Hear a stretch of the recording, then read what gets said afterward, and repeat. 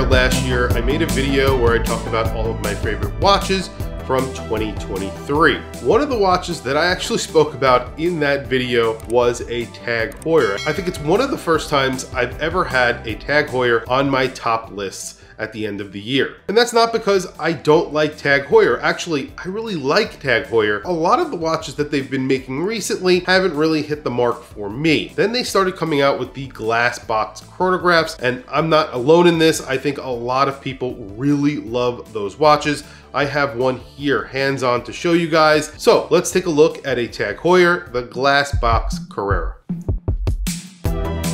End of year last year, I made a lot of videos where I talk about the top watches of 2023. I also invited a bunch of my friends from YouTube to also chime in on their favorite watches of 2023.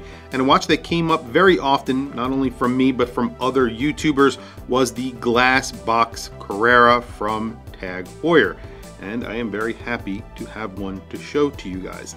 This was lent into the channel by Saltzman. If you are interested in this watch or really any Tag Heuer, check out their website. I will put a link down in the description below. They have this watch in stock and a whole bunch of others.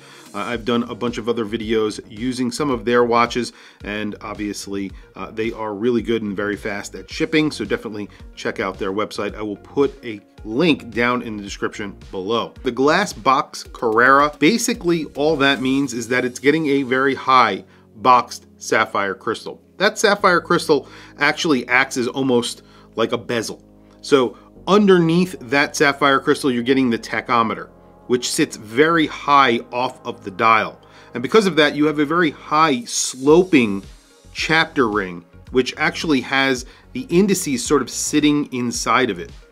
Then you have a very clever date. Now this was based on a watch that actually didn't have a date.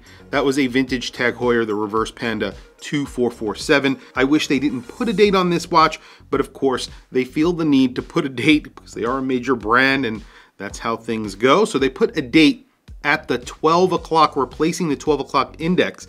And it actually works really well. You get very good balance in the dial despite having a date, rather than putting it between the 3 and 4 o'clock position, which I think looks terrible. This looks really good, very good symmetry. And of course, when the chronograph isn't running, you have that hand that sort of sits in between the date window. So it could be a little bit distracting from the date window, but I actually enjoy it a lot. Right below that, it says Carrera. Right below that, the logo Tag Heuer. Then the subdials. The subdials on this chronograph are in a silvery white. There is a circular pattern and they are sunken from the rest of the dial. Now the dial itself is a glossy black, which looks fantastic. It looks a little bit vintage, but it definitely feels modern. It looks modern and feels modern in your hand. It is a modern size. It's around 39 millimeters. I would say it almost wears like a 40 millimeter. I measured it in at 39.2 millimeters. It's on the thicker side at around 13.8 millimeters. You have a big crown around 6.5 millimeters, and then the lug to lug is 45 millimeters. You do have a very angular case, which is primarily brushed on the sides, and then on the tops and the bottom of the case you have polishing. The case back, you can see the movement. I believe this is the TH20 or the TH00. I don't remember the exact number. I'll put that in the description below, but you do get 80 hours of power reserve. It's a good looking movement, and it is a column wheel. You could actually see the column wheel in action. You have the Tag Heuer logo. It's decorated really well. You have a screwed in crown, non-screwed in crown. However, you still get 100 meters of water resistance. So this is a real everyday chronograph, and it comes on a really nice sport sort of racing strap because this is a racing chronograph. It is perforated, and then you have this big chunky buckle from Tag Heuer. I think they were one of the first to do a buckle like this, and it has the Tag Heuer logo on it. It is polished. It will scratch up when you're wearing it. I would probably, because this is such a cool vintage feel on this watch, I would probably put a tang buckle on this and keep that for, I don't know, just keep it in the drawer, I guess. But the sides are sort of slab-sided, so you do have a really slab side on this side. Very angular looking case. Again, you have a really nice chamfered edge or polished edge on the top and the bottom. Angular lugs. but not a very long lug to lug. So this does wear like a 40 millimeter watch, between 39 and 40 millimeters. This is priced in at $6,450. That is what Tag Heuer are doing with a lot of their watches in that price range. For what you're getting here, I think that's a pretty good price, depending on what you're in the market for. This is a heritage brand, a heritage model, and that price tag is on the more expensive side, but look what you're getting for that. And it's definitely one of the best looking original chronographs out there. Just, it speaks for itself. Very, very sharp looking watch. Speaking of sharp looking watches, this is the meteorite version of the Bulova Lunar Pilot. However, this is large. It's still 43 millimeters.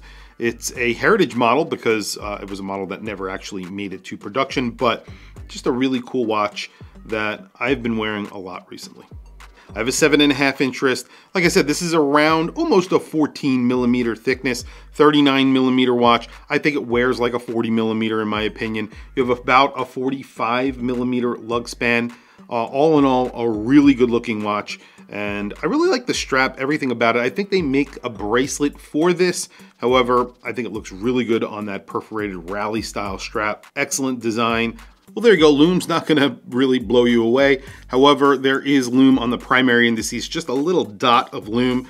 And then those fence post style hands are fully lumed. There's a nice stripe of lume on each one of those. They're liberally applied with lume, but there is no lume anywhere else. I would like a little bit on the second hand, but then again, I'm just nitpicking. This does get 100 meters of water resistance, so I would say this is more of a sport chronograph. You could wear this basically every day. And I think it's a really good looking watch. You could wear this with a suit. You could wear this lightly swimming. You could drive with this. You could go to the movies. You could go to dinner.